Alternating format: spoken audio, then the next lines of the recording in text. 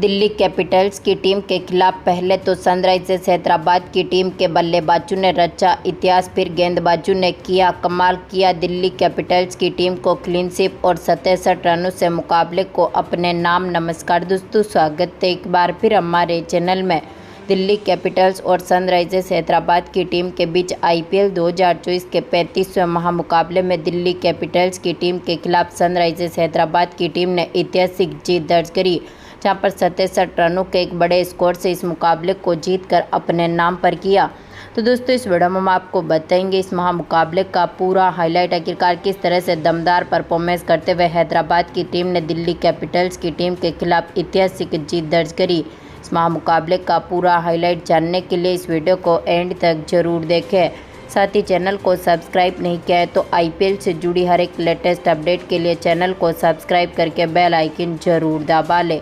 अगर आप भी हैदराबाद की टीम की इसी दमदार जीत के साथ खुश हैं तो इस वीडियो को एक लाइक जरूर करें। तो दोस्तों, हम बात करें इस मुकाबले की शुरुआत से, तो आज के इस मुकाबले में सिक्का उछला दिल्ली कैपिटल्स की टीम के कप्तान ऋषभ पंत ने और गिरा भी उन्हीं के पक्ष में, जहां पर इन्होंने टॉस जीतकर पहले गेंदबाजी करने का फैसला किया। बल्लेबाजी के लिए पहले हैदराबाद की टीम को आमंत्रित किया, जहाँ पर हैदराबाद की टीम की तरफ से पारी की शुरुआत करने उतरे थे अभिषेक शर्मा, तो उनके साथ है ट्रेविस हेड, जहाँ पर दोनों ही खिलाड़ियों ने टीम को काफ़ी मजबूत शुरुआत दिलाई। दूसरी गेंद पर ही खलील अहमद की गेंद का ट्रेविस हेड ने शानदार आगाज किया।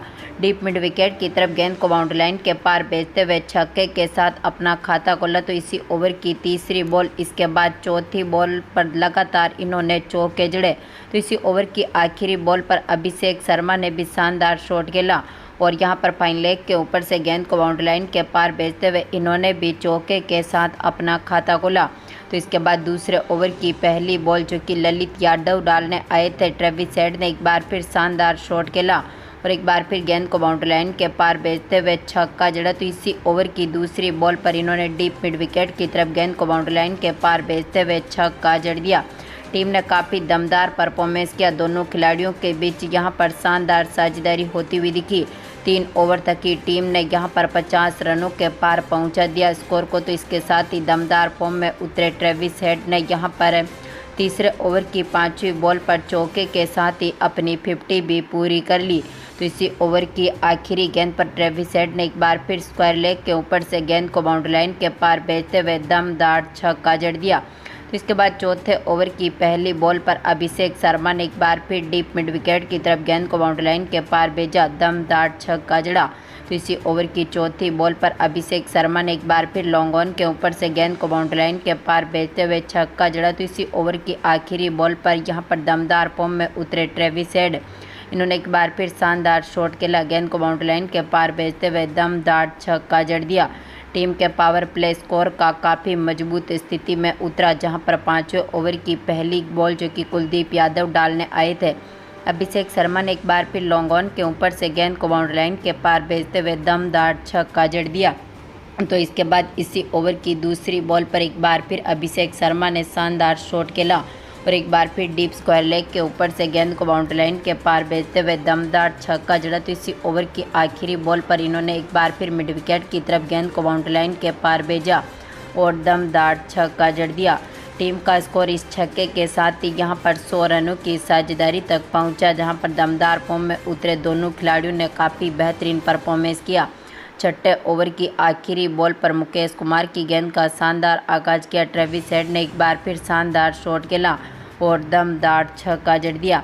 टीम का स्कोर पावर प्ले में 125 रनों तक पहुंचा। तो इसके बाद 7वें ओवर की पहली बॉल पर अभिषेक शर्मा ने एक बार फिर शानदार शॉट खेला और एक बार फिर गेंद को बाउंड्री लाइन के पार भेजते हुए दमदार छक्का जड़ दिया। लेकिन इसी ओवर की दूसरी बॉल पर दमदार फॉर्म में उतरे कुलदीप यादव, जहां पर कुलदीप यादव ने अभिषेक शर्मा का विकेट लिया, इनको अक्षर पटेल के हाथों से कैच आउट करवाया, जो कि आज के मुकाबले में दमदार फॉर्म में उतरे। 12 बॉलों पर 46 रनों की शानदार पारी खेलने के बाद पेविलियन लौटे।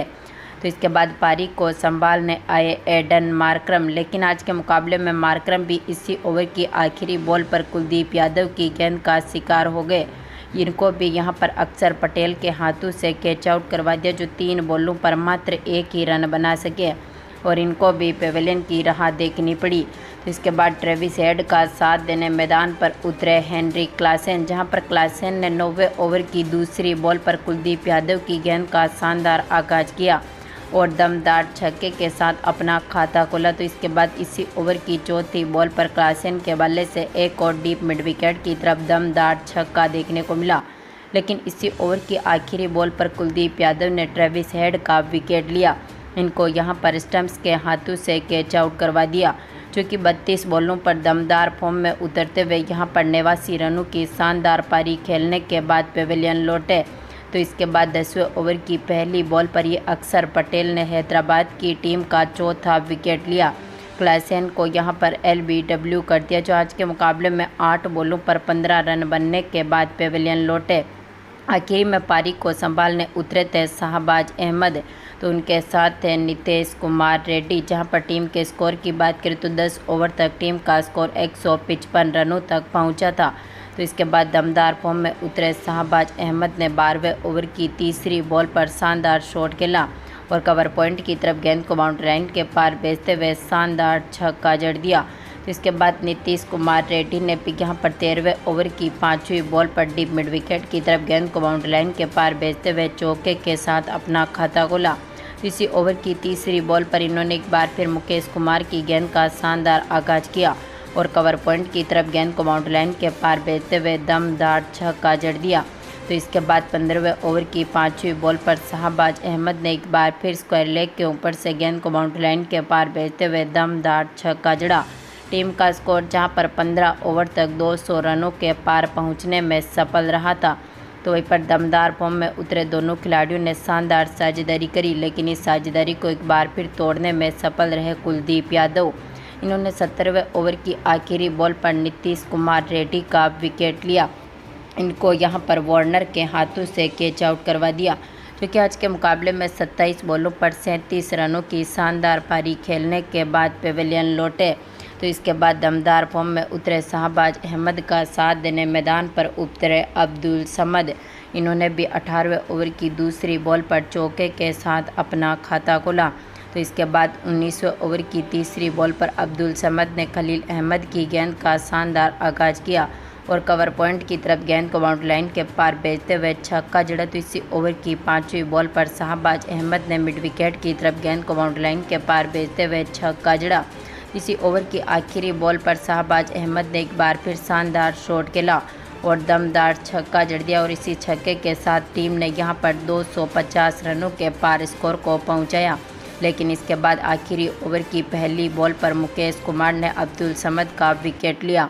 इनको नौरत्याज के हाथों से कैच आउट करवा दिया, जो 8 बॉलों पर 13 रन बनने के बाद चलते बने। पारी को संभालने आए थे आखिरी में यहां पर शाहबाज अहमद के साथ दमदार फॉर्म में उतरे पैट कमिंस, लेकिन पैट कमिंस भी इसी ओवर की चौथी बॉल पर रन आउट हो गए, जो अपनी पहली बॉल पर मात्र 1 ही रन बना सके। इनको भी पेविलियन की राह देखनी पड़ी। तो आखिरी गेंद पर दमदार फॉर्म में उतरे शाहबाज अहमद ने शानदार शॉट खेला, मिड विकेट की तरफ गेंद को बाउंड्री लाइन के पार भेजते हुए दमदार छक्का जड़ दिया। यानी कि आज के मुकाबले में टीम ने यहां पर अपने 7 विकेट खोने के साथ ही 267 रन बना दिए। यानी कि 267 रनों का टारगेट अब दिल्ली कैपिटल्स की टीम के सामने रख दिया। हम बात करें दिल्ली कैपिटल्स की टीम की पारी की शुरुआत से, तो इस टीम की तरफ से पारी की शुरुआत करने उतरे थे पृथ्वी शॉ के साथ जैक फ्रेजर, जहां पर दोनों ही खिलाड़ियों ने टीम को काफ़ी मजबूत शुरुआत दिलाई। दमदार फॉर्म में उतरे पृथ्वी शॉ ने पहले ओवर की पहली गेंद पर कवर पॉइंट की तरफ चौका जड़ा, इसके बाद दूसरी गेंद पर, इसके बाद लगातार 4 गेंदों पर इनके बल्ले से 4 चौके देखने को मिले। लेकिन 5वीं बॉल पर दमदार फॉर्म में उतरे वॉशिंगटन सुंदर ने पृथ्वी शॉ को चलता कर दिया। अब्दुल समद के हाथों से इनको कैच आउट करवा दिया, क्योंकि अपनी 5 बॉलों पर 16 रन बनने के बाद पेविलियन लौटे। तो इसके बाद पारी को संभालने आए थे डेविड वार्नर, लेकिन आज के मुकाबले में वार्नर भी कुछ खास करते हुए नहीं दिखे और दूसरे ओवर की आखिरी बॉल पर ही भुवनेश्वर कुमार की गेंद का शिकार हो गए, क्योंकि आज के मुकाबले में दमदार फॉर्म में उतरना चाहते थे, लेकिन 3 बॉलों पर मात्र 1 ही रन बना सके और कमिंस के हाथों से इनको कैच आउट करवा दिया। तो इसके बाद फ्रेजर का साथ देने मैदान पर उतरे यहाँ पर अभिषेक पोरेल।